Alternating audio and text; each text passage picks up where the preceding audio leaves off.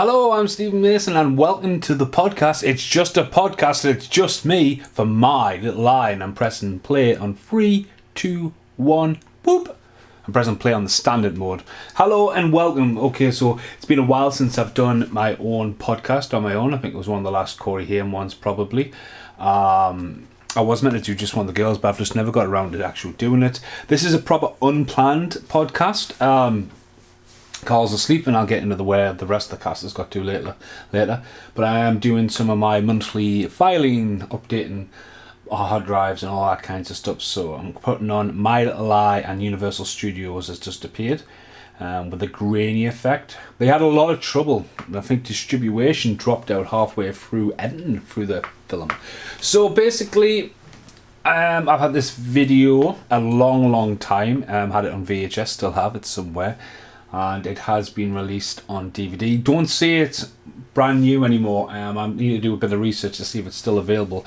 I think it's something that could come along and be a very nice hidden gem reissue on Blu-ray. I watched it random the other night after watching two other films, which were Along Came a Spider and Green Street, and I sat up and watched this after them, glued to it. It's been a while since I've seen it. And then I listened to the audio commentary, and then I watched the making of, and it ended up playing away in the background with the interactive mode while I was editing a couple of days ago, and I've been really inspired to actually do a review random for it. So it's pressing here, click enter. So as I say, I thought I'll do a podcast, waffle on My Little Lie, and just before I forget everything I took in off over the podcast and that. Okay, so this film is in the background. It's been filmed. It was a £3 million budget for the movie. So just turn the audio right off on it. £3 million, filmed in Canada, British director, pretty much an unknown cast except for a very young Bradley Cooper, as well as the other actor who plays Rex in the movie, who went on to be in quite a lot of movies, including, I believe his name's Chris, the Frankenstein Theory, which is another found footage film. The scene where Emma is blue screen, the rest are on proper concrete. I think when that was pointed out, which you can totally tell. But the rise of the internet and the rise of the Big Brother era. I remember when Big Brother just hit Channel 4 and that music still creeping in my head there. It was just everywhere, and I think up to about Big Brother 3 it was big news, but it went on for years, Celebrity Big Brother. Anthony Hutton won Big Brother, who used to live about 2 streets away from us. He won one of them ones a couple of years ago. Nice guy. As I didn't follow it very well, but he's had his time and moment, and you do see him from time to time. This movie was a 4-hour movie, trimmed down. So this fast track here of the quad 4 with the hot tub scene there, and all these angles is fast tracking additional and deleted content. Set over a space of 6 months, so it's a lot to put in. It's a lot of story, and like as the director and producer talk about it, where do you start this story? And I think this came along at a great time, and I think like a lot of films, like the found footage era, I think this was a total different blend on it. Using the untraditional camera angles and the coverage different, and casting people for the right reasons and what they're going to go for. Then the twist of a snuff movie, because they do talk about this, how on one hand it's a traditional horror movie, but on the other hand it's a found footage film, reality camera kind of thing, where it's at the time this was made. I mean, this film's 20 years ago now. It was new and it was fresh. It was a lot of films could be done like this right now, especially how good digital cameras are. I mean, this is shot on tape, like mini DV tape. I'm recently restoring a lot of my archive footage from this era, and it takes a while, real time, mastering it, correcting it. I mean, this looks great for it to be on DVD. As I say, it's a well packaged overall DVD. Now I want to talk about the packaging here for a minute, as they're getting stripped out, as there's a lot of things like don't go outside and introducing the characters and the tricks and the traps. I think Jennifer Sky is absolutely beautiful, who plays Charlie, and he comes the infrared, which the film producers absolutely loved themselves. This is something that you don't get on modern cameras, especially digital cameras now. The infrared thing's gone. You normally get a light that looks like you've got loads of globes going around, but infrared mini DV cameras, and especially the eyes, are sinister, creepy, but they actually discover this by pressing the wrong button. But just going back to the packaging, as we get the eeriness of being in the house, and is somebody there? Because going into this, what's it about? You don't really know. So the package, My Little Lie, a Mark Evans film special edition. The tagline for this movie is Fear is not known, terror is finding out, which I've always talked about this. I think one of the things about terror is the realization that, you know, there's a predator there in clear sight. The realization that, you know, like misdirection, you're meant to be looking here and then you look in the background, it's already there. And you see it in movies, but you see it more in nature, if anything, like an actual predator and stuff like that. But what I find really good, first off, the actual packaging. It's a double disc Blu-ray. It's a very burgundy looking, but it's got a nice quality to it. Like, it's not a cheap DVD. And what's really unique about it is there's 2 discs. Now, when I talked about this at the start, when it said standard in interactive mode, if you press the interactive mode, after it gets past the dial-up sound and all the Universal and working title logos, you then get hit with this enter the password, and you think, well, what's a password? And a second time viewing it, I was like pressing loads of buttons. If you want to know what the password is, you have to take the DVD inside out, which you can see through the burgundy clear thing, but you can't see the numbers. And then you take it out, and the numbers are, it's as I say, it's same as that. There's loads of different random numbers except for 4 red numbers. That's 0405, and that gets you into the interaction mode that looks a bit like a Matt Hardy version 1 graphic, and then you can be a little bit interactive with it. So it's very unique. The making of is very, very interesting because it takes place during and after the movie, which is another cool thing. And obviously the audio commentary I found very interesting enough. And we're going to talk a bit about the movie. As I say, I will be flicking my eyes between other screens, but I love the camera angles in this. As I say, if you were going to do this, I believe that a film that really came along and I think borrowed a lot from this quite quickly in Rush Job was of Halloween Resurrection. You know, these reality camera nights. There's a lot of the movies out there now, but I think this one really, really did well. As I say, there's a lot going on. It's very fast track paced story. I thought the guy on the left, who unfortunately takes his life later on, looks like Father out of Super Troopers. I had to Google to see if it was, but I think he doesn't even have a profile picture. Obviously there's the film as well. You know, they had attention about three guys, 2 girls, and you know, the creepy house settings, and they think that they're on the reality thing, where obviously it comes out later on that it's all like a snuff film. And I never really get it. The guy with the curtains, I never really get if he's actually knows it's a stuff thing, because he's just, alright, well, this is it. He just seems to know the rules and all that, which is quite sinister in a way. But we'll talk about a lot of other things that I really find, like revisiting this, I thought this is a really good movie. Now, I did ask Carl, and Carl couldn't do it tonight as a podcast. Paul Ray will be back at some point. Jack's still around. Oh, here we go, creeping. Look at them eyes, man. Sluggy, who left the podcast series because he unfortunately had a dose of cancer, has recovered really well, and I'm looking forward to him returning as well. So Matt Davies comes and goes, and Big Dave was a very limited run, obviously a lockdown. Right, the movie here, you know, flicking in editing. I think I would have a field day with this in editing. I've got 2 music videos called CCTV, and the first CCTV was a product of MySpace. And I mean, I might have had inspiration then about this, but the original CCTV was done. I worked on the movie The Tournament, and we filmed a lot of the CCTV for that. And one of the ways to show the producers what I'd been doing and sending it, especially in the earlier days, because I don't even think YouTube was about, I took a track by Spook, someone who I only know via MySpace. You know what I mean? I don't know him. If that music video was ever to be released, I wouldn't know how to even get a hold of him. That track was used. Had a lot of fun with it. It's quite dark, it's quite twisted, The follow-up, CCTV2, which was filmed in China, England, America and New Zealand, I love to bits, because at that time it crosses loads of my music videos, and there's cameos all over the place. The song by Luna Jet was just fitting, and that's one of my favourite videos I've done. And again, like the CCTV, setting up an angle, and then you've got the traditional angles here, but then you've got them in the house, and you've got to think, well, how do you do it? And one of the things is very unique is someone's watching. Like, if someone's watching and you're zooming in, and you hear the rotation of the lens and the sound of the lens, and on the podcast, the audio commentary for the movie, they talk about people they interviewed for the Big Brother series who found it eerie and creepy when they were sitting there and they could hear the rotation of the lens and the zooming in, and not knowing. You're there and you're unexposed. You don't know who's looking at you.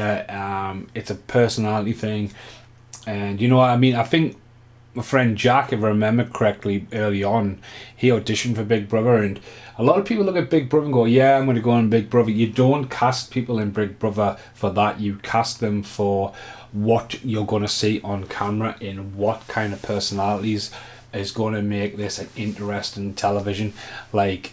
How it's going to be. I mean, look at the camera there, just even in the torch and all that. I mean, that's just a complete pipe dream thing, you know what I mean? But you cast people who are going to be two-faced, deceiving, especially when you get the bigger groups of what they were doing with Big Brother. It's almost like this an experiment, you know what I mean? A human experiment.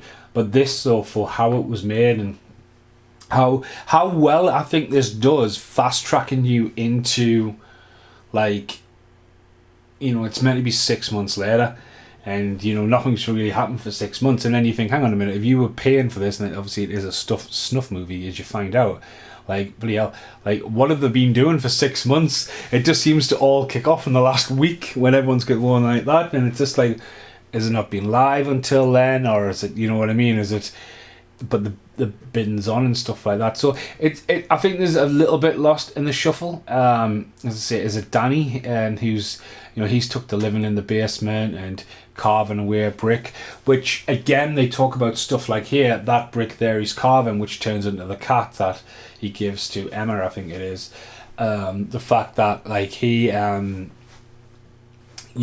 he's kind of you can't just zoom in and go, that's what he's talking about, that you would do in traditional filming, get a point of view of that. It's later on when Bradley Cooper comes out and you see a map and you want to know where they are, but you can't just zoom into the map.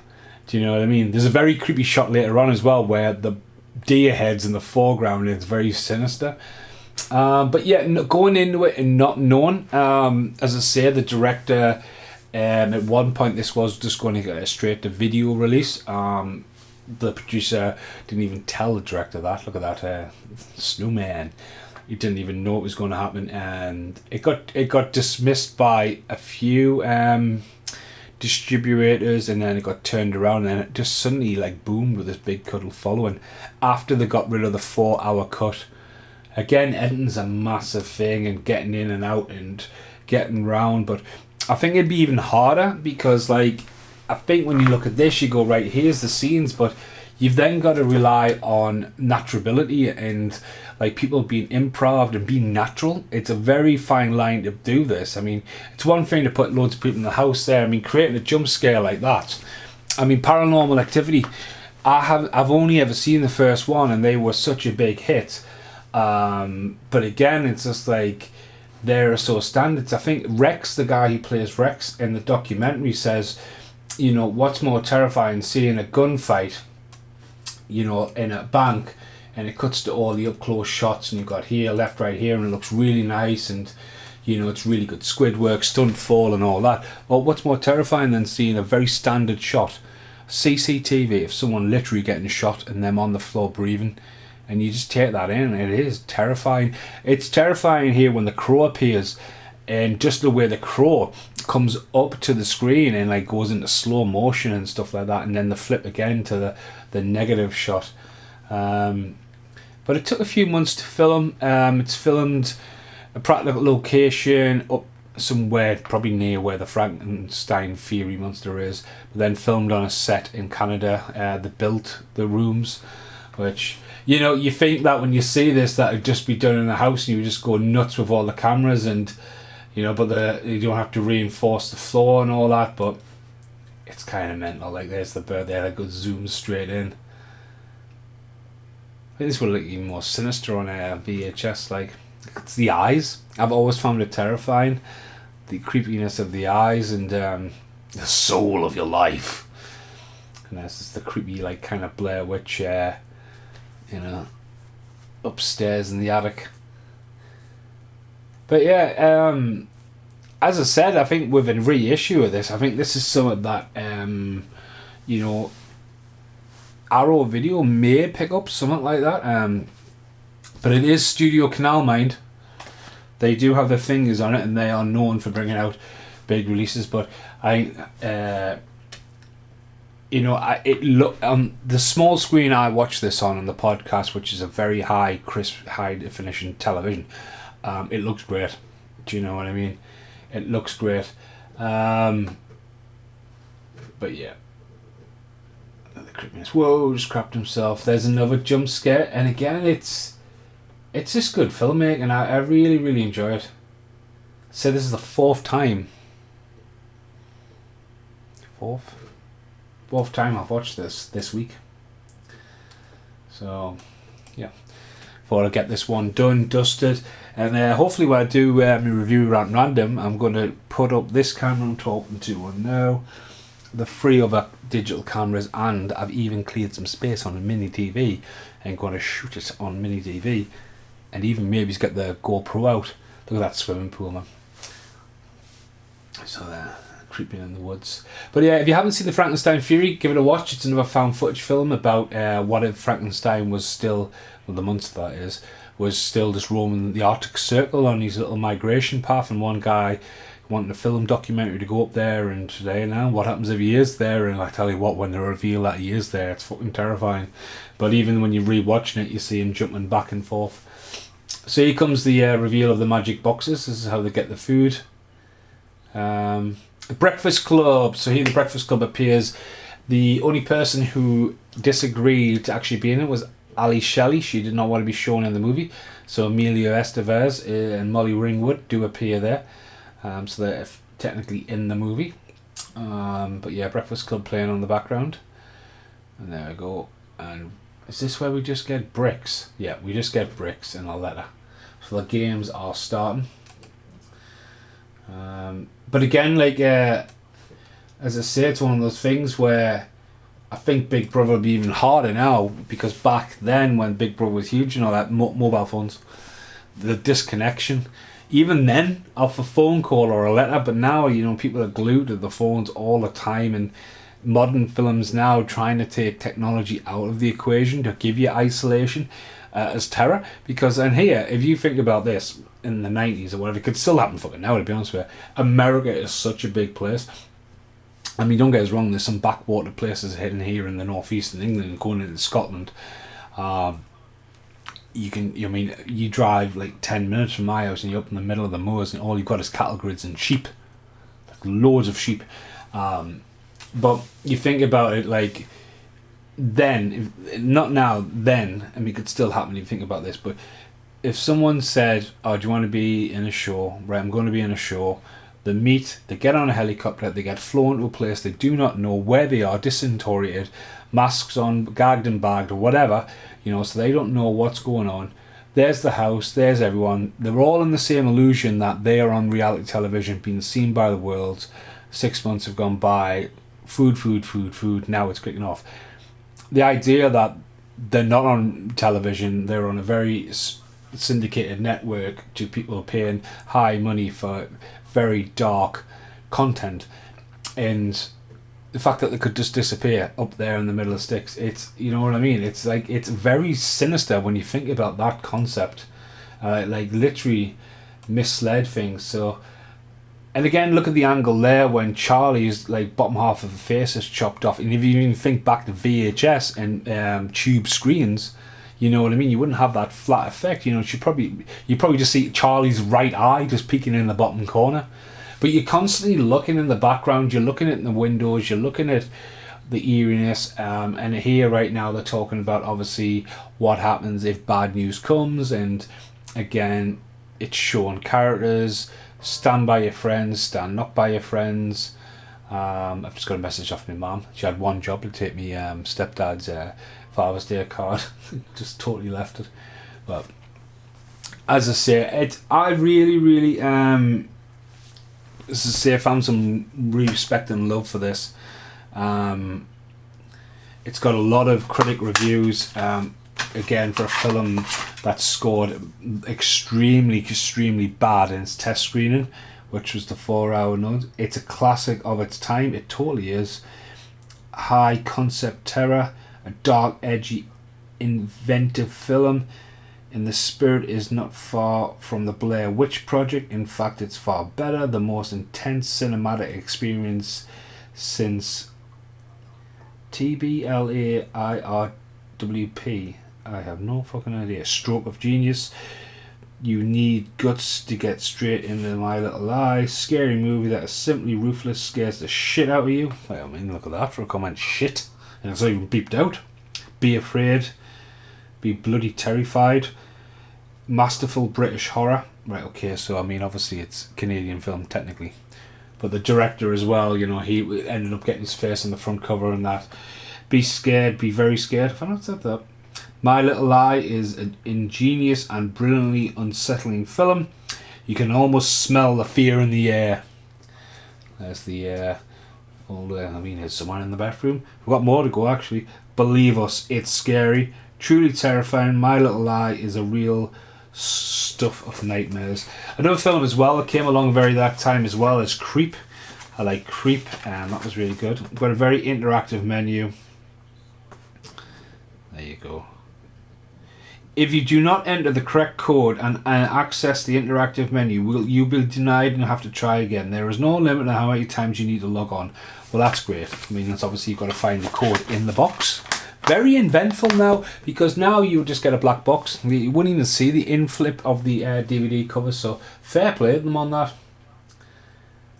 Let's say they're creeping in there. So here's a bit of backstory how they know this sick bitch thing. So it obviously, again going back to obviously Bradley Cooper and the sheriff who turn up at the end. They're the guys doing this. Is the guy with the curtains, is he in it? Has he been in it all the time? Because 6 months is a long time to keep up your rack. But if you remember, you don't know much about him. And here you go, creeping under the stairs. Just like Truman in his basement. Again, Truman Show as well was another film at that time. Ed TV came along as well. But Truman Show was another film that is just, you watch it and it's just, when you're looking in that first, like, it dibble dabbles in that point of view. I mean, even coming in a focus and out of focus like it does now, then flips to the Tom and Jerry shot they call, where that's peeking through the mouse. And like, just like even coming up with that concept here, they're under the stairs, zooming in, you want it out of focus. You can hear the audio and then you're out of focus again and then it's crystal sharp and they call it the Tom and Jerry and it's like perfect shot. But again, if you had set these cameras up and you were very into what you were doing and you had all these cameras and all this maintenance, but then we got to think, what happens if they start smashing the cameras? Like, you can't see me smash. Well, who's going to go and fix it? A man in a white suit? Do you know what I mean? It's like, you know, there's a couple of things there, here and there. You go, so yeah, fairly enjoying it. I think it's a quite short film. It moves quite rapidly, I think. Sorry, why? I don't know why. One of my other videos in the background just popped in here. You can hear me shouting hello as Charlie is still getting the story of a sick bitch, which is quite a weird backstory. You know, again, it's misleading you. You think, oh, is somebody out there? Is somebody coming? Is some kind of backstory of why this is happening? But then the non-interaction, again, if you think about how, again, a film of that time as well, Death Race. You know, Death Race was literally hammering it home with, you know, like the viewer's point of view and showing the graphics and the host and the presentation. Even with the tournament, so the tournament was filmed in 2007. We were in Bulgaria, and that, like, it's a syndicate watching them, and it's CCTV, and it's very static. I mean, that was one of the easiest things about filming the CCTV, that they wouldn't be so zooming in. But in the film, you see it, there's two guys controlling, the coverage, and it's meant to take place, and CCTV stuff. So again, that entire 2000s era, that if someone's watching you, was a big thing in culture. People now just totally like forget about it. It's a different breed now as well. You don't have to worry about you have to worry about phones. Like, people say, oh, you got a CCTV camera. Like, when I was filming my life at this point, and I mean, coming up with a whole taking the psycho shot to another level with a shot from the shower. Like, if I got my camera out back then, it's like the size of a brick. And people instantly notice something that big in your hand. And again, you might have to hold it up to your eye and stuff like that. And like, people would either, hey, camera, or people like, whoa, camera, and like, now it's a little foreshadowing there with the rope. It's like one of those things where, the technology is so advanced, and like, people are now just like, whoa, got the power of technology, and instantly it's on you. It's like on the internet before you know it. I'm just going to message up Jack saying, what?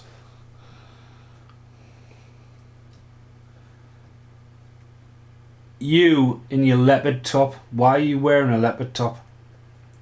Sorry, that's Jack. See, just a perfect example.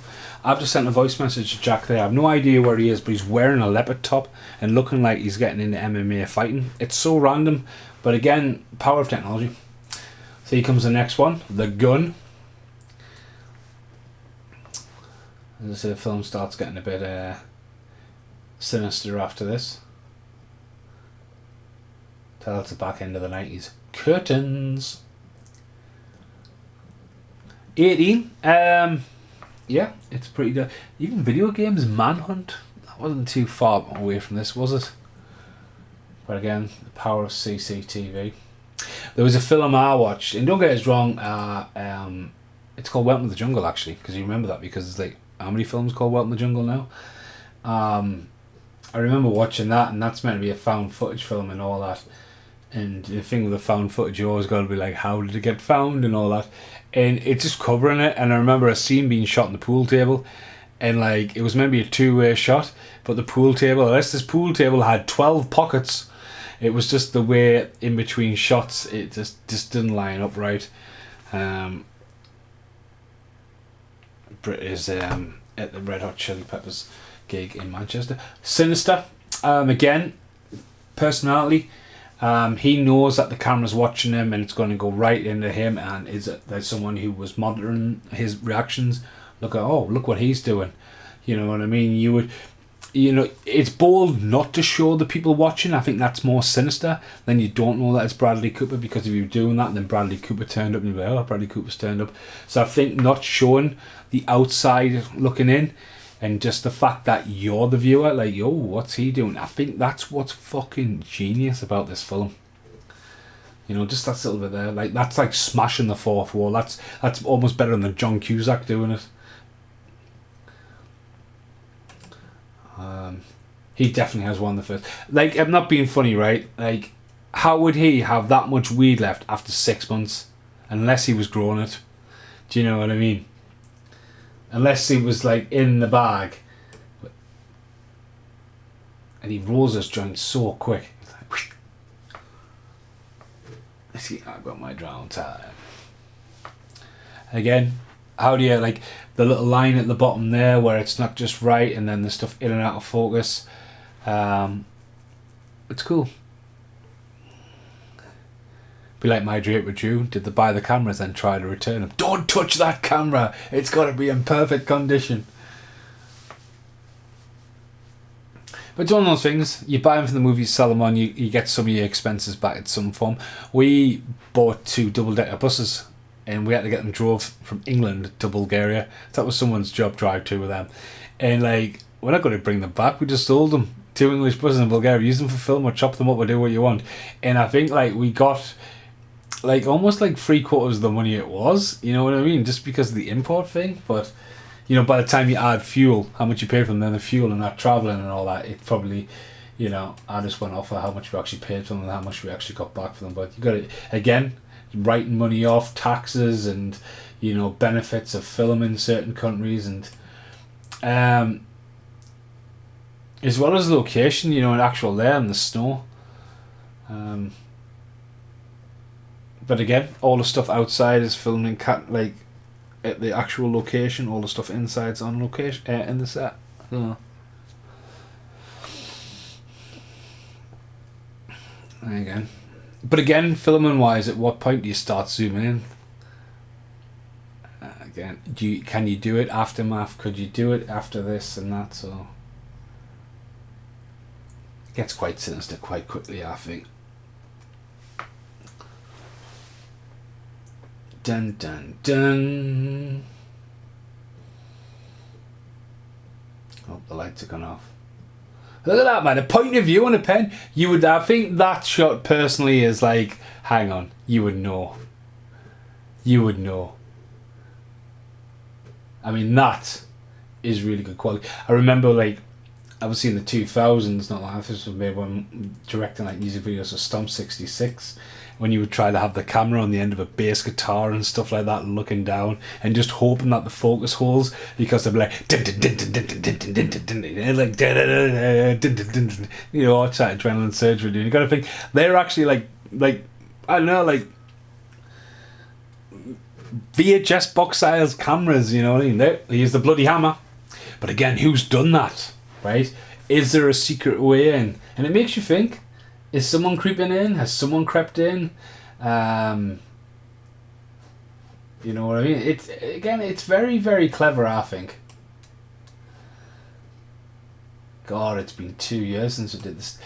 My God. It's been 2 years since we did the Stand By Me podcast. If you ask me if we're going to do a podcast for Stand By Me, I don't remember doing it.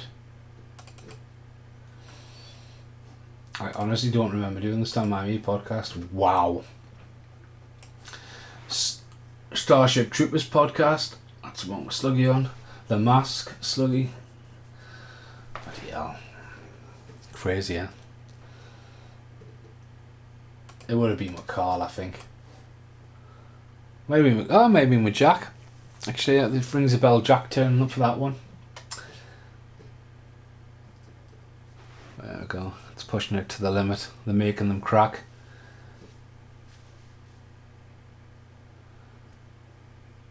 We're losing it.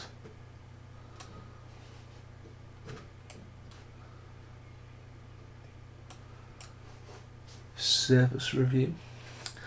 But yeah, again, seeing the ceiling as well. It's something that you on traditionally the Dutch angle, the low angle. But again, he's aware. There's another point, obviously, later on when Charlie's having sex and is he listening? He's just eyeballing the camera. Like, he's aware, and just different, like, characteristics, how you actually naturally perform in front of the camera. I mean, I've been filming over 20 years, and obviously I look completely different when I'm younger because, one, I've got hair. But just seeing yourself and like the stuff you were into. I mean, if you're true to yourself on camera, it doesn't matter like how much different, far between, because you're always you. You know, like acting the way you act in love. You know what I mean? There's this certain pureness about it. It's like, even when I do these podcasts, it's me talking about a film, about my life, and mingled in. And like, if you want to listen, you want to listen. I do appreciate of all the people who do listen to it. But it's, some people hate.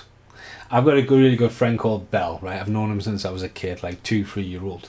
And he fucking hates the camera. And he has been around the world, we've been in loads of places, and he's just like an constant ghost. When I did the reality show like years ago now, he flat out refused to be in the show. And like, I was like, dude, I live with you, you're my housemate, don't want to be in it. And I'm like, well, hang on. And he agreed if he was in the footage, he was in the footage. And so Bell always opted to film it. So that was a good thing in a way. But my God, man. Like, I think there was something like 74 people interviewed for the show. Belle was not interviewed, and we even were going to do the spoof of like getting an actor in. You know what I mean? But I wanted Belle's genuine. I didn't want to put words in Belle's mouth, because obviously when the show was edited, it was natural people talking about, and obviously we let the footage. But obviously there was a few great pops at Belle. I remember Pearson. I'm completely talking about something completely different away from the film, but I remember Pearson just going like Belle, and like, oh Pearson, why did you say that? Because I can't exactly cut to Belle. But yeah, it's, some people love it, some people hate it. Some people have got a reason to hide, some people want to be seen. And I think natural. And I think Charlie, she's very natural, and I think the lad who's again here, he's got obviously got a soft spot for Charlie, and obviously he admits now that he's been stashing and hiding the thing, which I think like is something that you could delve a lot more into if you had enough time. What happens when you spend far too much time with people you don't know? You have the early bit of beginnings, you become good friends, people start to grind on you, and again, it's something that it's just one of those things, isn't it? It's that you just don't know, especially in reality television. So,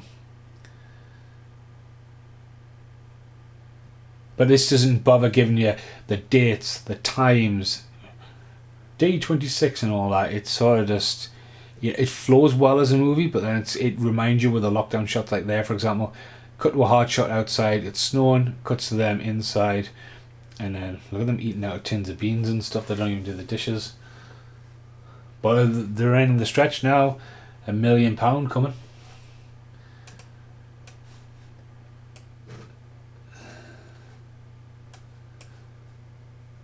What if?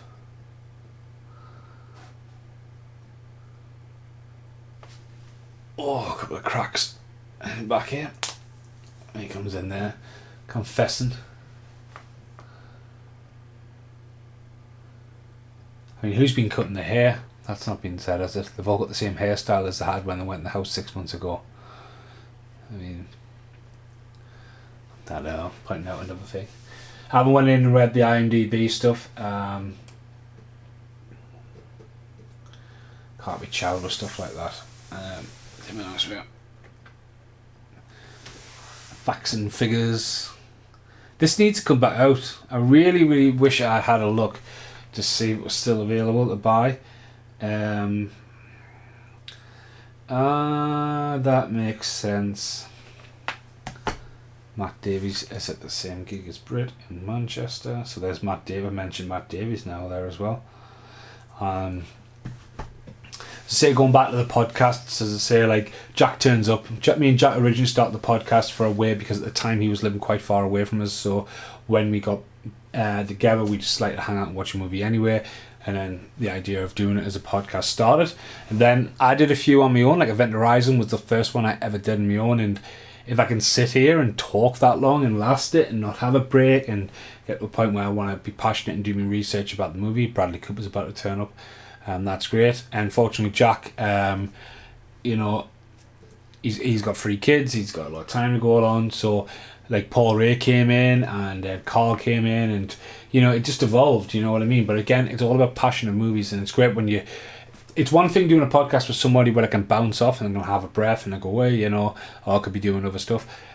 See, tonight it's really late. It's just coming up 11 o'clock at night. Hopefully the dog's asleep. As I said, Brit's in Manchester.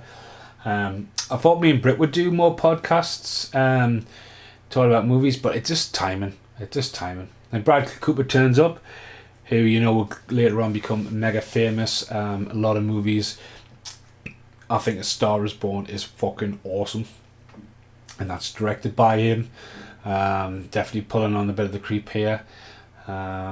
He was only there for 2 days, and it was later on the shoot as well. Before he became mega famous for that Hangover and stuff like that. Came up with an idea the other day, so if you're this far into the podcast, I think what could be good, American Hangover. The Hangover meets American Pie. Oh yeah, put a logo log on the fire. I'm sure there's something happened with the fire as well, where they nearly poisoned everyone with a fire. I might have fell asleep by this point. No, I didn't actually. Because fuck the pain away, he's coming. Fuck the pain away. Which there's that shot I was on about where the fucking deer's head's in the foreground. So, you know, it's proper heavy song. Like, there's a bit later on when Rex gets killed where it's the Evil Dead video game music, and just it's sinister as fuck, and you've got Bruce Campbell's voice in the background, and I think, right, so that makes it fucking genius. But again, now you've got the problem of one room, 5 people, and trying to cover it, and especially in the edit. Like, you know, it's one thing having all the cameras ready to rock and roll. Like, right, fair enough, you can do it in multiple takes. You don't have to have that much light because it's mini DV and all this. But then trying to put it together in the edit, fuck me, man. You know, it's a lot. And especially at the time as well, I don't know how digital it would have been. I mean, I was editing at this time, so like stuff was available. You know, like with mini DVs and all that. So, but again, the computers and all that to push it and store it again. I mean, I was looking the other day on Jessup's and it's £35 for a mini DV tape transferred onto a USB stick for you. I don't know if you actually get the USB stick as part of the price, but my God, like, I've been sitting now for the back end of Baby's 2 years and going through tape after tape after tape of stuff, like, and I'm seeing shit I don't even fucking remember. But like, it's real time. Like, it's real time, and then you've got the, you know, you try to make sure it's mastered in the best possible like format now, because if it's done right now, it should be mastered just as good as it ever was from its negative format. But like, fucking hell, I mean, I wonder even if these like the tapes even still exist. Do you know what I mean? So just crazy to think. There you go, there's another pan in. But would you do that traditionally? Have the back of his head? But yeah, his literally motive there is to just come in and literally fuck with him and fuck her before that. It's exactly, but that's their priority. That's what they're up to. You know, he's literally got this bet on with her.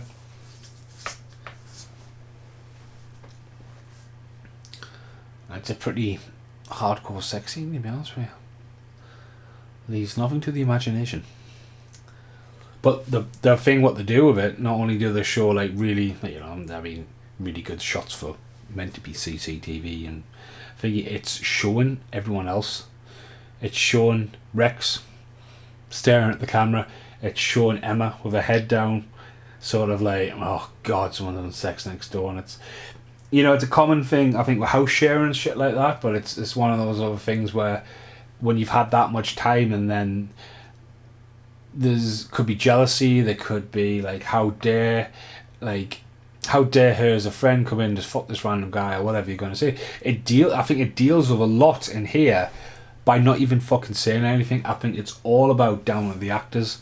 Like him there, he's watching, but then when it cuts back, he's still watching, which, again, that little look to her there as well, that's kind of like, well, fuck you. Again, it's very clever. Well, then there's a camera with 2 cameras in shot, and that camera's following. I would have took that camera in the foreground out. But then again, 1, 2, 3, 4, 5, at least 6 cameras in that shot.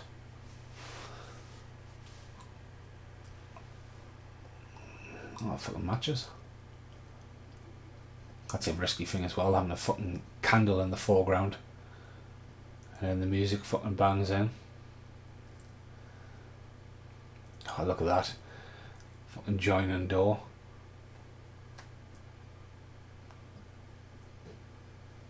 Bradley Cooper's just naked straight away. He's got his fucking skin tight, fucking skin coloured boxer shorts on there.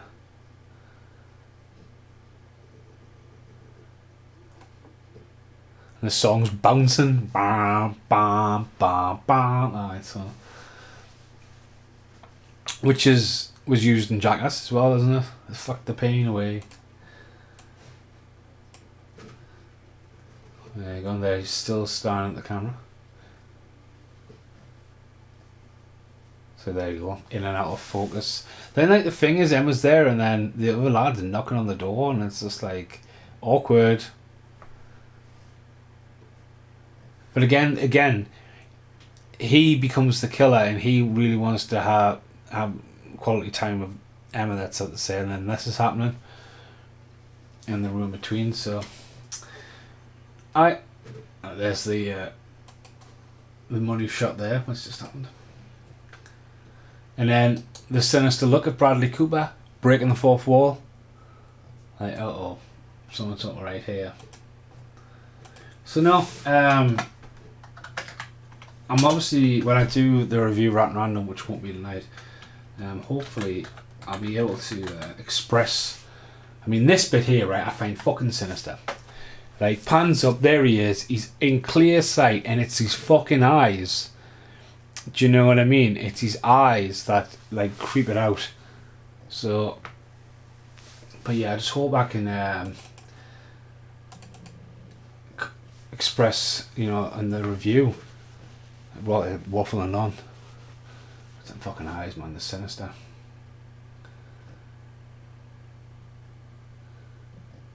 I told her I would fuck her. Yeah, I totally remember that Ben and Jerry review.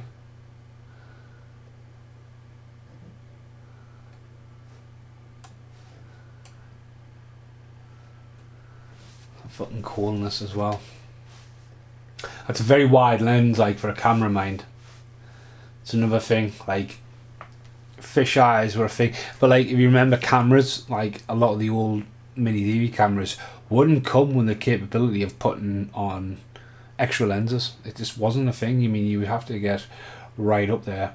Again, I'm just rubbing it in there as well. But I used to hate fish eyes because they would rattle so much as well. Bottle of JB there. Maybe the little thing reference. But he's onto it, Rex, like.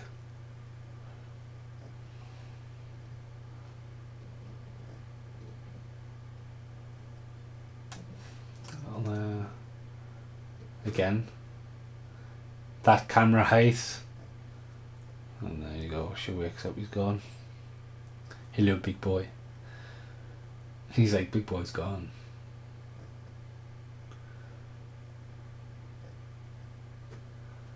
But again, it's like, you're sleeping on camera. If someone's watching you asleep, and that's one thing would probably put me off. I always get told horror stories of me being asleep, like waking up and just randomly talking stuff, or like snoring, especially how many operations I've had on my face, especially like half the time when we know. But what the fuck can you do? You're asleep. It's not like you control yourself. Yeah, I mean, where do we go when we sleep? Billie Eilish.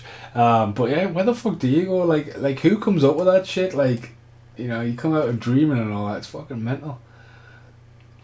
I mean, it starts teasing here that obviously the camera's a little bit more hid than expected. Even though it's just a Christmas tree in front of one there. I love it how she's going in the room there and she finds her underpants. But like, why's she going through his room anyway? You're playing with his doll. So have you got your underpants?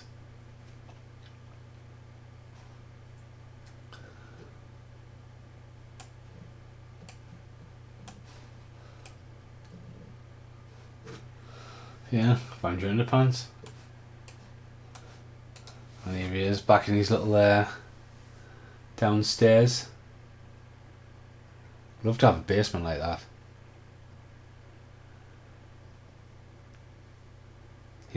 Basements aren't common up here.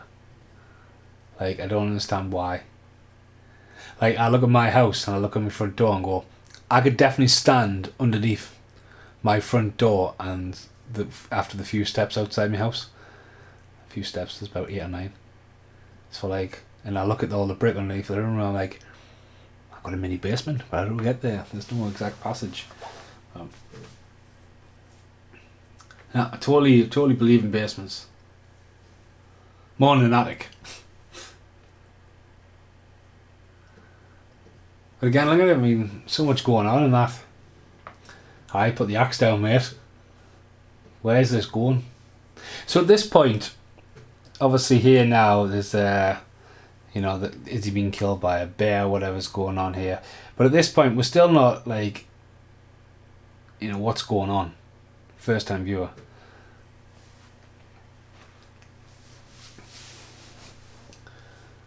Fucking freezing.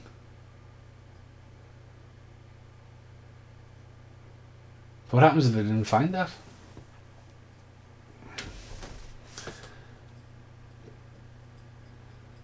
Films like this still came along and very bold.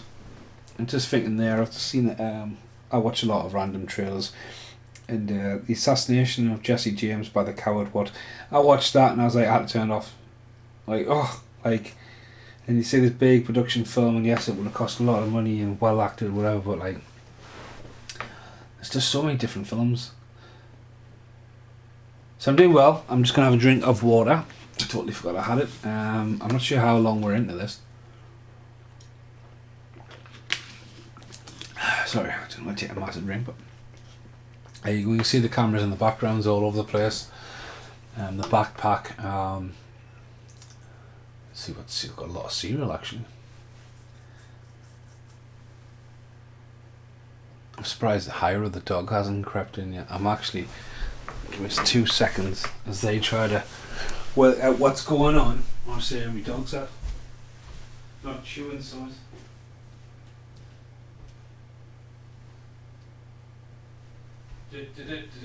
I'll be back in 2 seconds if you're still listening.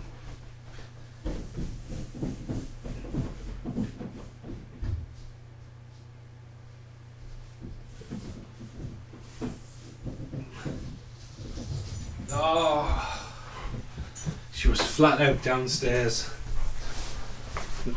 Take that teddy bear. Right, so Hira's joined us. Stuff starts to get a bit sinister and creepy. So I think we're about to. The film's about to change quite drastically as the plot twist comes out.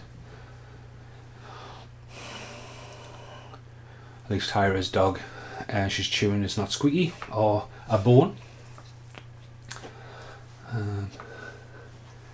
Nice shot that. Just as the sun goes down. It's a very. I personally now looking back at that whole thing.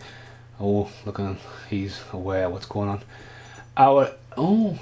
Denzel Washington Bone Collector DVD there and shot. There you go. Probably would have had them with different hair at the start. I know the guy with the curtains hair looks black, but let's go to hairstylist. So Danny confronting there now. He's got his stone.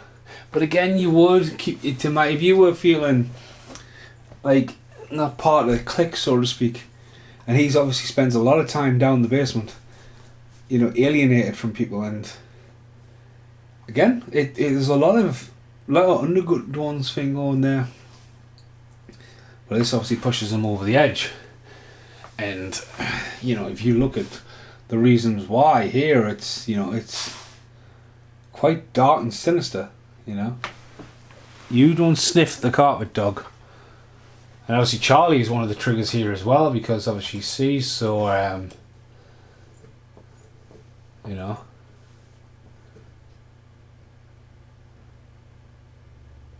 You feel from here. He wanted to give you his pussy.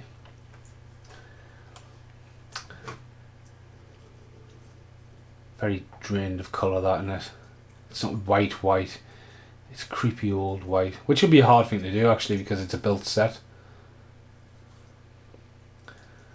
You know, bless him. He's been pushed to the edge here. So there's that shot again we had before. But again, it's a little bit lower. It's the opposite way around, isn't it? Can you see the staircase in the background? See, I'm thinking. There you go. He's Action Man. Just pushed too far. So, obviously, it's very startling. The film doesn't come with any warnings about this, which is something that, you know, something, a lot of things come in why it's an 18. It says people over the 18s for that. So there's always a lot of people out there, like your friends and stuff, if this, you know, it's a very, I mean, the fall as well, it's very shocking. And I think that would have been a very hard thing to cut, because is less more in that cut. because unless you're watching that in real time, and I think one thing there as well, I think as an editor, the way he falls and it cuts there is that there's a really good shot of it looking up there. Like, if you were watching that, you wouldn't have time to click.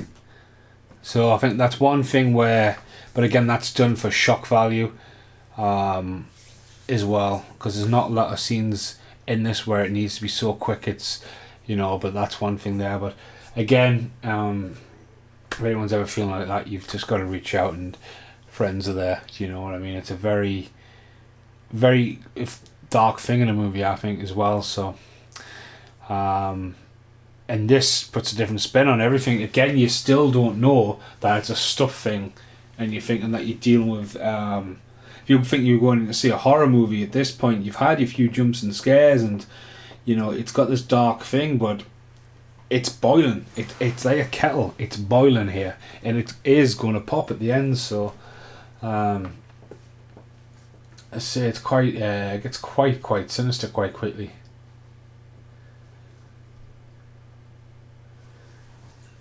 Channel there here as well. The deco, man. That massive plate. Will you stop chewing that Spider-Man teddy bear? And pan and zooming in again.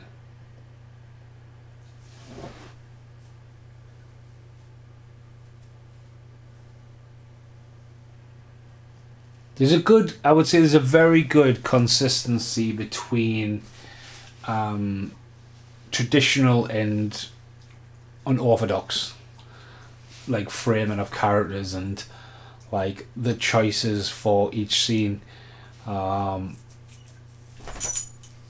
though there seems to be quite a few, like the blurring shots, and then here that there's a camera and the microphone. But again, it's just like, I think, like, by this point you're wondering. There's a lot of found footage films come out where you're like, oh, really? Would you really got that footage? And I don't get us wrong, like, I filmed a Catacombs tour a few years ago in Scotland, and like, I was just like wired with it, you know what I mean? And like, I would say I'm an experienced when it comes to filming, like, life, right? Because you never know. And coverage, actual coverage and stuff like that, and you think, hang on, it's too much. I think I remember watching one film, and it might have been like Hurricane Heist. I don't think it was a Hurricane Heist, but it was maybe all CCTV. And it's all CCTV up until this point where there's a massive air shot, and you think, well, hang on, what happened to the CCTV element? You know what I mean? Found footage films are a hard genre. I think one of the best ones I've seen is Abominable. Not Abominable. Is it Abominable? No, Abominable. Extinct, the Bigfoot film. It's by the director of the Blair Witch Project.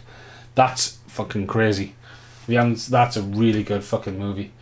There's another one called The Lost Coast Tapes as well, where I think it's Bigfoot and it's aliens, and when you watch it back, the aliens are always in the background creeping. There's a bit where she's hiding in the woods and she's doing the whole Blair Witch thing, and these yellow eyes just appear for a fucking split second like that. Fucking sinister. Right, so he's hacked into the GPS. You think of all this time him hunting down that he wouldn't have tried to get help. Again, another plot hole. You want to be plot holey. But again, just another thing, like, really, innit? Creeping. I would say we're in the last quarter of the movie. It's gone quite fast. As I say, I think we've got about half an hour left maximum. Again, rewatching this film again, it is flowing quite quickly. And again, with podcasts, you're always like looking and you're observing a lot more. Just the shot there, seeing the roof. Again, there's another out of focus into the quiet room. So we get the quiet room for the first time, and obviously zooms nicely in there. Say webcam free zone, 15 minutes per max. Another thing they were doing, because you do need downtime. You know what I mean? I mean, obviously, wanking would be a thing, I would imagine. But yeah, going back to the whole hanging scene as well, like, you just never know what's going on in someone's head. As we get a quad, I think this is the first time we've seen a quad split screen since the opening. But you never know what's going on in someone's head, and you should always just be a bit more cautious around it. I remember someone writing, and I'm not talking about this much, but I remember someone writing on one of the other podcasts, why don't you go and hang yourself from that lonely tree? And I was like, wow, that's I'm just going to leave that comment out there for you to just show the world what kind of person you are for saying that to somebody, because that's just beyond below the belt, you know what I mean? Like, you should never wish that onto anybody, you know what I mean? Life's people are people. You've just got to make the most of it while you can. But yeah, anyway, back to the movie. As I say, here we go. It's a quad shot, and then keeping this all in time, and then cutting between it, and again, this is another bit of the movie where you go, right, because you could have done this all the way through the movie, but it's saved to when they're in this shot there and they don't think they're on camera. And I think that's what's really good about this bit. They've waited until this point. They could have showed multiple angles loads of times. Now, this scene here, when they're trying to track the code, is what appears when you're trying to do the interactive menu. It's also on the flip side of the DVD insert, where you've got to put the code in, which is 0405.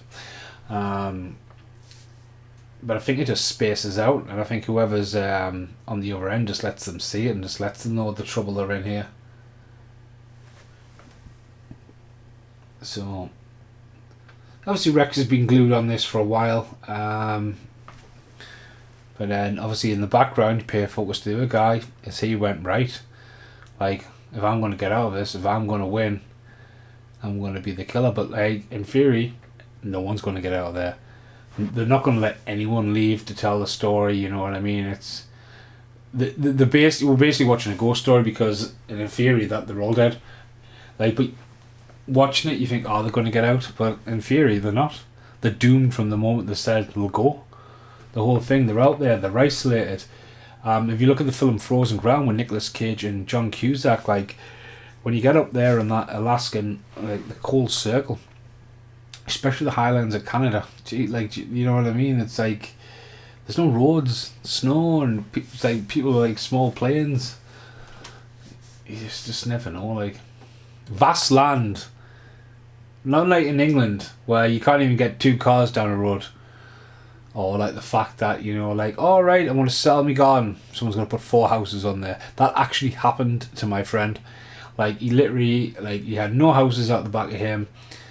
Someone came along, sold the land. He says, I went from having a place to park my car, and like, the rest of the neighbours park the car, to now 4 houses.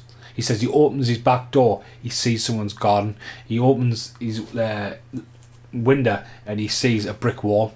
Like, literally, why buy? He's like, why fucking build 4 houses? And again, there you go. You also see that in the interactive mode.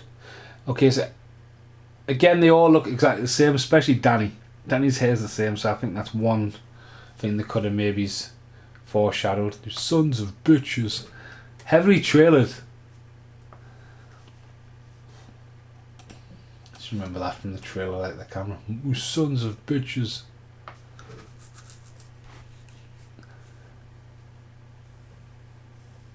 I'll find the camera.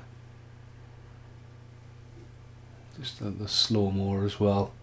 Sons of bitches.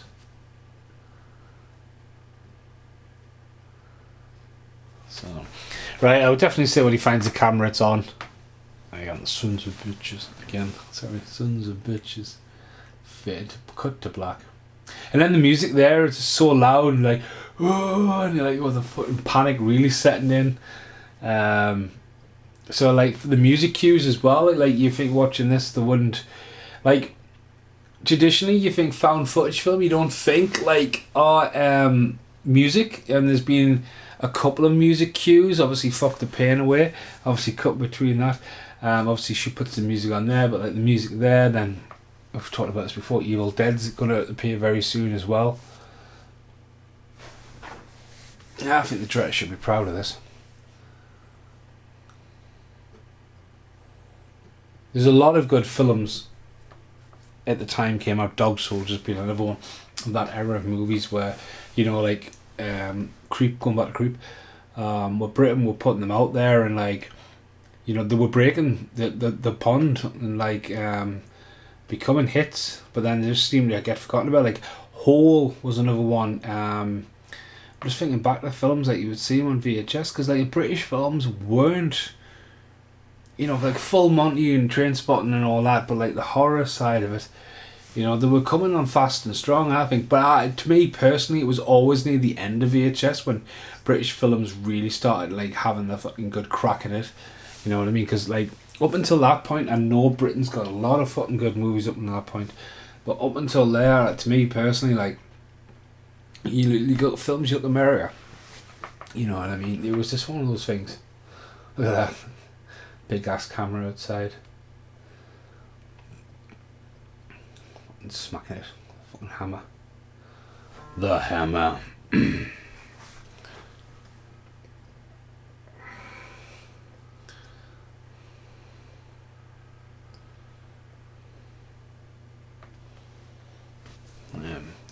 Chili Peppers cake's just finished. More cold outside in the snow.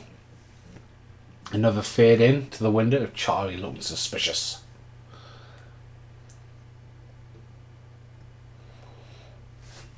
Northern Soul All Nighter. Why is...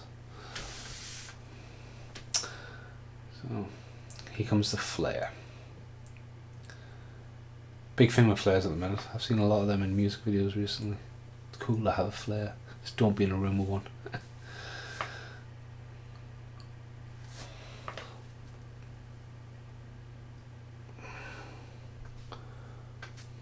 What do we do?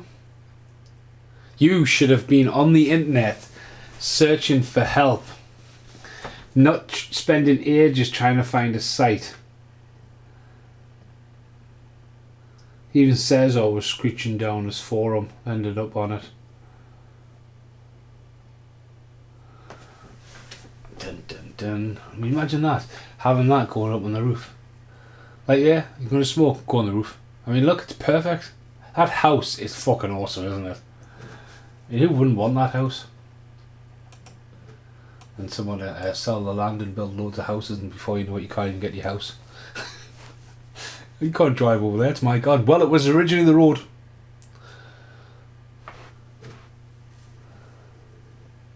That would have been a hard shot. Like, just as the sun going down and get the silhouette.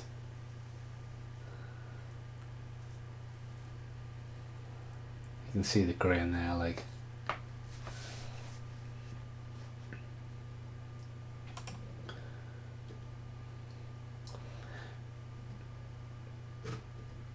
God, if you would ask me with the Double O Kid podcast, I wouldn't have said it was. Well, apparently I've done a podcast for Exists as well, so yeah, I've done quite. That's it. I've done more podcasts now than I can remember, and I think that is quite sinister, terrifying.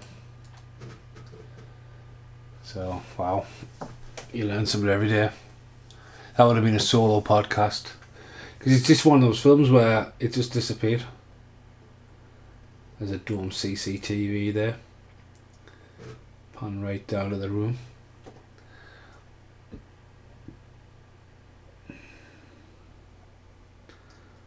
And zooming right in. So again, I find that quite creepy. Again, she's aware that the camera's looking at her. She's obviously suspicious that something's happened, but she doesn't see it coming from the other guy. Which again, sinister.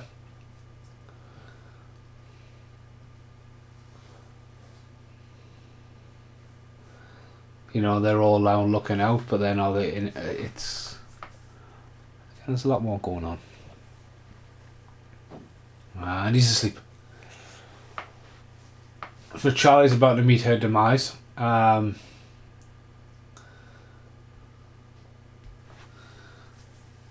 mean, she literally puts herself, she lets her guard down, basically.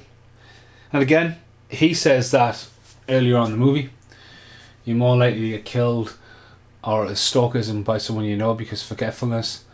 You know what I mean? It's just, you know, it comes full circle on that as well.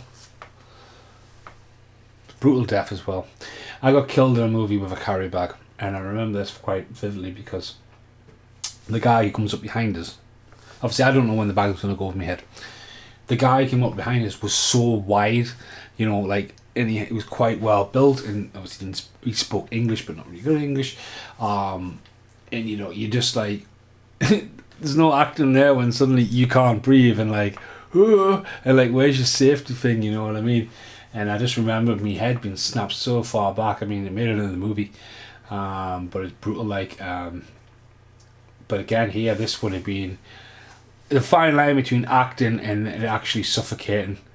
And I think it's some of that, you know, it's got to be really good. Mark McQueen was directing this when that happened, and I did feel safe enough, and I just wanted to look for the best for the camera, but accidents could happen. Do you know what I mean? It's a fucking plastic bag over your fucking head.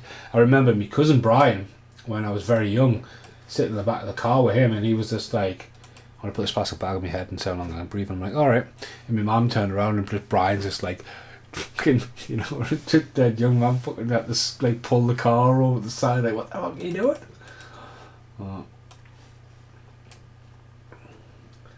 Yeah, pretty sinister coming up here.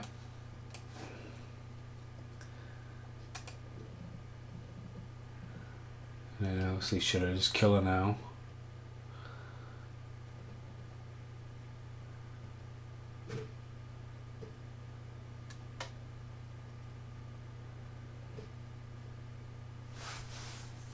Yeah, you've left yourself in there. He finally opens up as well. The fear. Did he know all that time? Is one guy, does he one know? So I think there's the fear, and she's just like, the fear? Should I kill her now? Boom!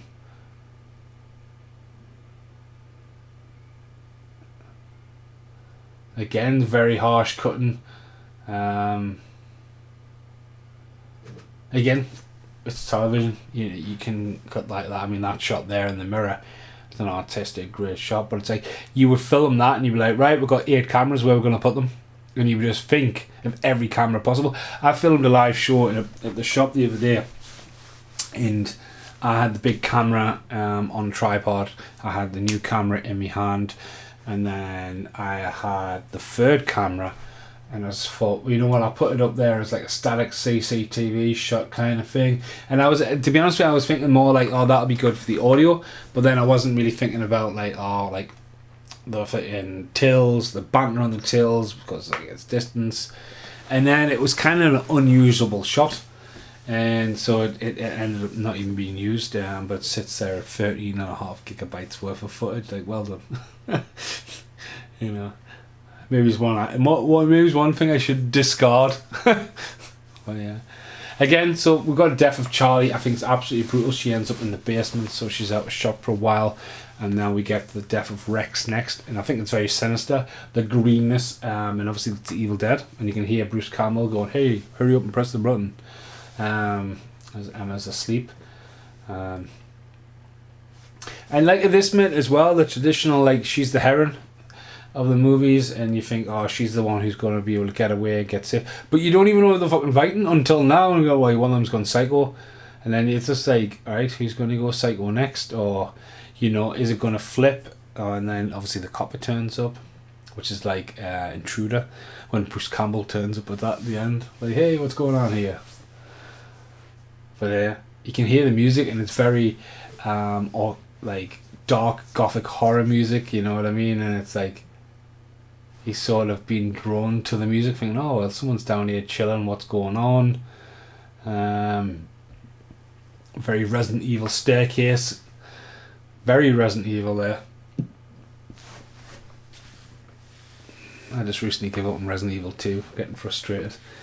I got stuck on the elevator and going down, and just not being able to fucking kill the fucking beast that comes down. And then here, look at him. He's gone full on fucking psycho mode. And that, just like the one eye there gleaming for a second. And you think, well, where the fuck's he at? And again, it's not until he goes into the other room. He's there, he's like a predator. He's in the shot.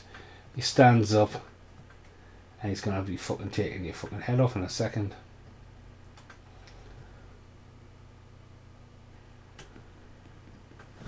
There you go, the whole greenness as well. Look at that, man. I would love one of them. Power fucking washer.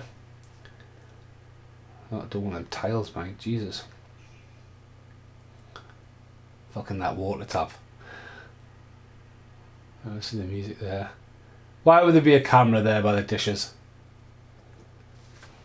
There's not many camera angles I would question, but I would just go for that method of going, alright, you got 8 cameras to use, like, they had every other camera possible, you know what I mean? And plus, like, it's not filmed, so it's not like it's got to be rushed off and developed, really. I mean, going back to uploading footage, and say, for example, you sent it to Jessup and you went, oh, there's the footage.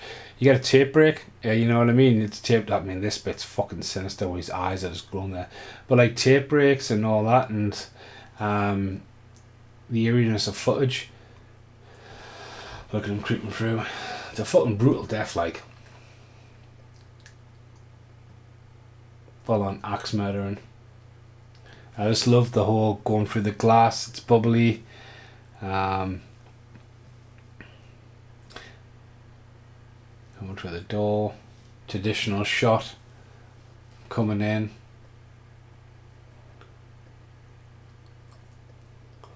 Got a bit of a Wes Limp Bizkit look with that hair and just the blacked out eyes.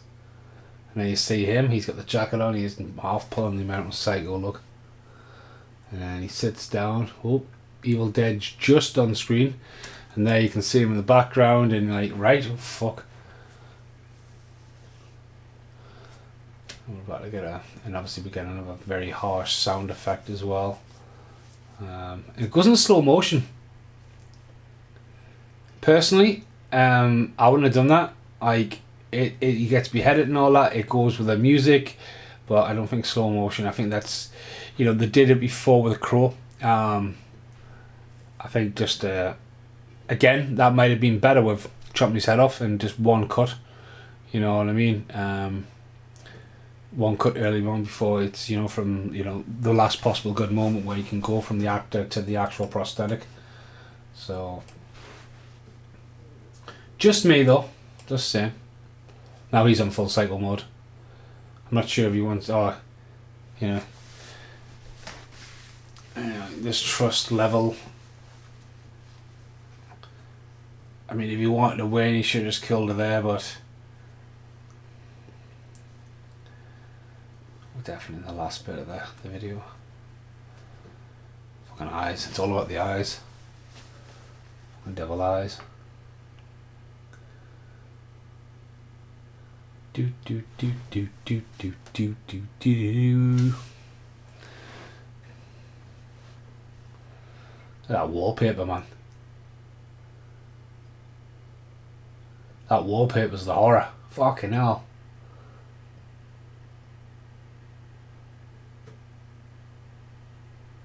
It's fucking something about our eyes, man. Jesus Christ. They are fucking terrifying.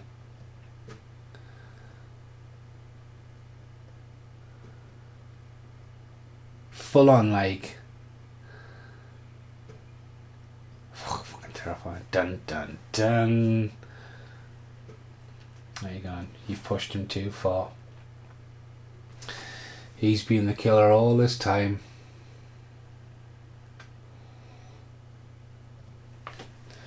That's committed though. He has been in there 6 months. I mean, that was totally her point of view, that shot, mind. And it cuts to her on the wall.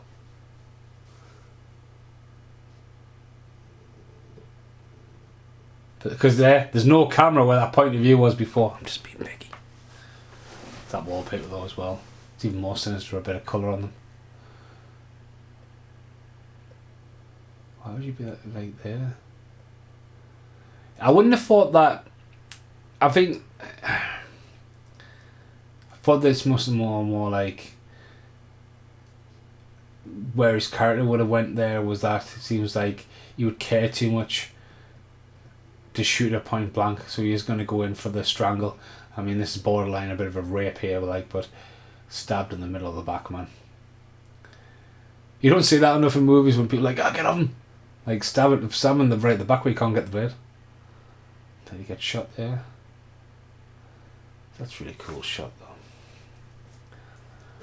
Proper sinister little bedroom that, like, why wasn't Danny up there rather than the fucking basement? At least he'd been a bit warmer.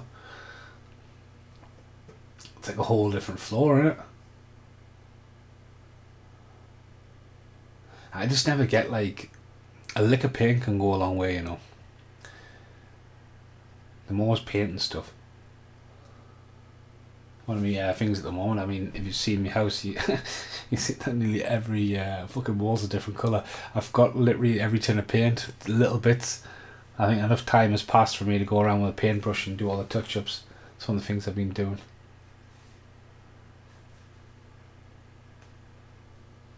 So where's the next pop out? Where's he going to jump from? Again, she would have been in the fucking pitch black, mind here. So that's another thing where you're like, right, look scared, go down the stairs. You don't need a... All you had to do there would be like, right, get her when she goes down the stairs. And you're going to get a legit reaction. You know what I mean? She wouldn't have fucking have a clue what's going on there. Like, the lights come on, we'll get a point. But again, here's the... Like, again, point of view of the cop car there. The lights go on, and maybe the shot should have been the cop car coming towards. Because, right, okay, there's a cop car coming. I forgot to say before, when he walks and slams that axe on the floor, it's pretty cool shot. And there it's then for when he's chasing her here. But, doing the whole shining thing. But, you know, like, it's not until she's in the back of the car and it starts cutting between the shots that you go, hang on a minute, the cop is in on it. But, like, if you're smart enough and you know that they're there, like, well, why would the shot be and the cop is there? So that's another thing, like.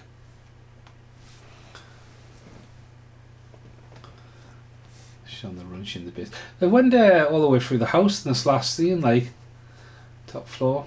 She's going to get out, but obviously Rex has just locked it up. Well, not very well, she's out. And there we go. The other member of the cast, and the other member of the accomplice to Bradley Cooper.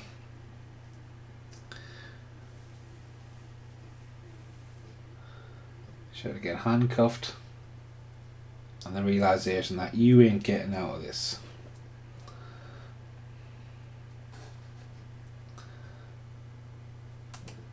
Dun dun dun.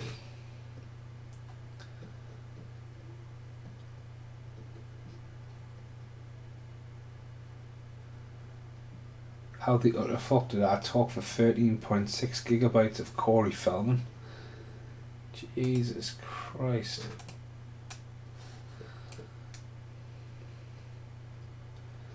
That is a lot of talking about Corey Feldman in one video.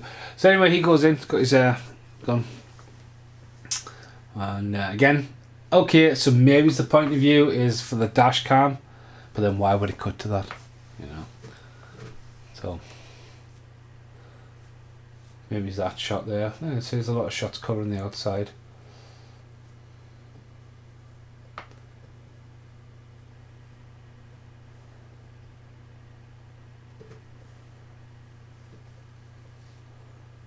I think one of the most important things about this movie probably would have been to be shooted in order. I mean, if you had the sets and all that and you had it really well storyboarded, well, then you've got to really leave room for improv. But again, going back to the whole thing, like, if you've got fucking 8 cameras and, like, you know where you're going, again, it comes down to your casting. I think Rex is the only one who really maybe comes off as a bit improv. I don't think, like, you know, like going off script that much. It's just one of those things. Is he going to get out?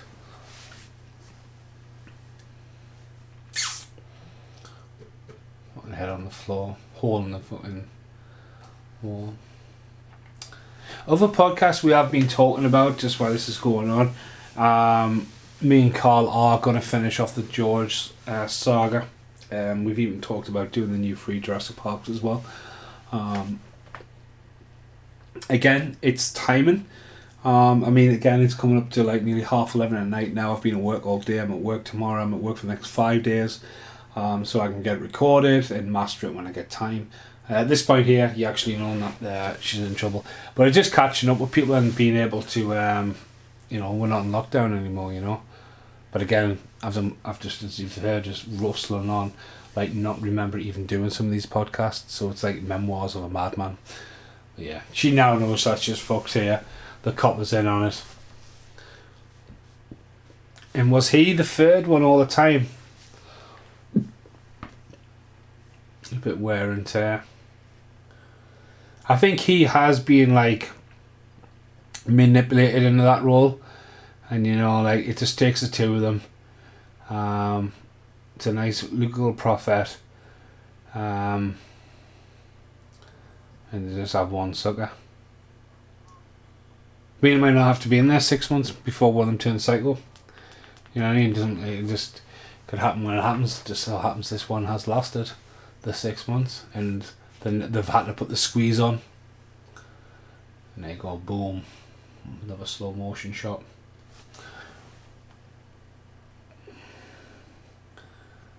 So yeah. It looks like Dominic Mercutio there. Mysterio, Mercutio, fucking hell.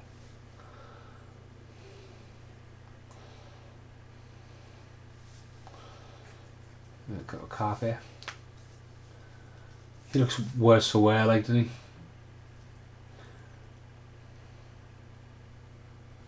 But again, there he's just looked at the camera. Probably thinking that it's all off camera now.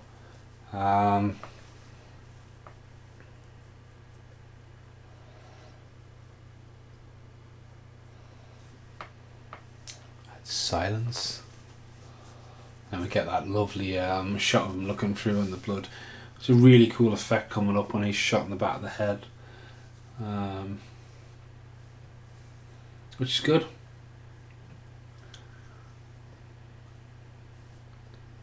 Fucking going sore here. I was laughing the other night and watched Kiss the Girls in a bit where Clay Lewis, whatever you want to call his name, Carrie Lewis, he's fucking doing his whole saw and he's handcuffed to the rail in the kitchen. I think he's doing his saw impression. There you go. Set right up. Boom. Great shot. And there was one. And we get the end of the movie with her just bleeding to death, really. She gets the, you know, it's the saw death before saw. She is just left literally there to bleed out. And it's that top right shot you need to watch, which, you know, they're all a little bit out of time, out of order, and that one there, probably just finally gives up into black. And then I don't think we need this. I think black would have been enough. We don't need like the. I think this is a bit Blair Witchy that they would show the footage, the slow motion of the interviews. I think like, you know, just something like more default, not just black. You know, black's very easy done. Well, it's the end of the movie there. I think it's a great film. It is a really, really good film. It definitely inspired me to. I haven't wrote any notes, but definitely inspired me for when I get around to doing the review random. For a lot of its originality for how it's done.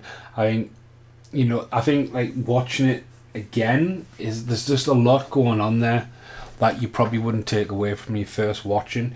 And like a film always says, you know, to take two viewings. I recently watched Under the Crystal Lake, and I was at first I watched it. I watched about half of it, and then I started to watch it again with Brit from the start and all the way through, and I was very baffled by the end of it. But do films, again, another film I've said for ages I didn't know what the fuck was going on, was Dream a Little Dream. And obviously recently I found a lot more love for Dream a Little Dream because I've got so much nostalgia for it now. But like, a film changes over time. This, I think, is aged great. I mean, the ending there of all like, oh, they were killed and fade to white. So Matt was Sean C. WCJ, Rex was Chris, Danny was Stephen, this is Bright White, Emma was Laura, that's a very hard look, black font, Charlie was Jennifer Sky, Travis was Bradley Cooper, you know, that's Bradley was way down there, and the cop was Nick. White on there, and then Victor's a Matrix looking font, VHS filter, and executive producer. Yeah, so I think, to me, I would say it's a solid 8 out of 10 cameras. I really would. Even maybe, I'm not going to go straight 9, but I'm on the edge of saying 9, because not a 10 out of 10 movie, it's got room for a lot, but I think, my God, for the fucking effort, the time, the commitment, and the risk, it was done as an experiment movie, and I think it has aged brilliantly, and I think, you know, it was probably cloned loads, you know, because it is a very simple setup.